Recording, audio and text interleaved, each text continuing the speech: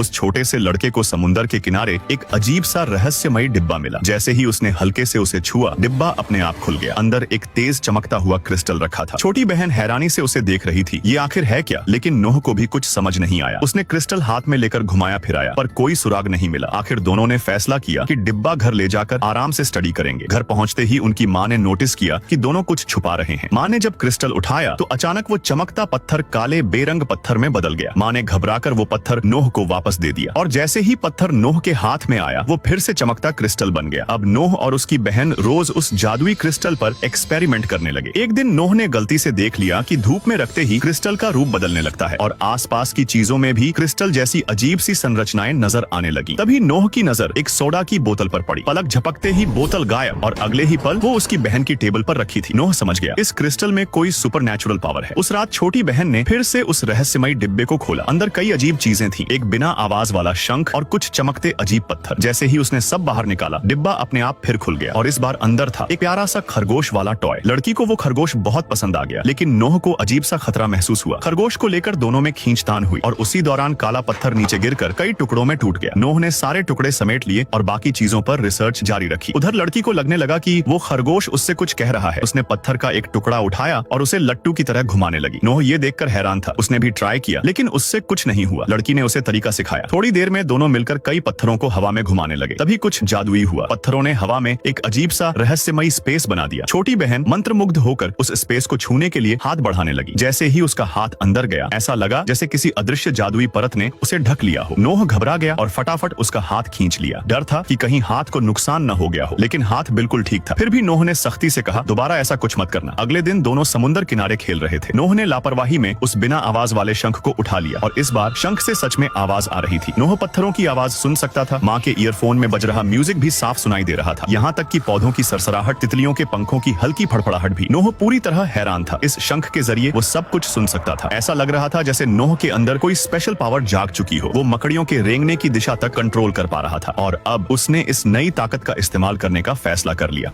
और फिर video like करने पर पार्ट 2 मिल जाएगा।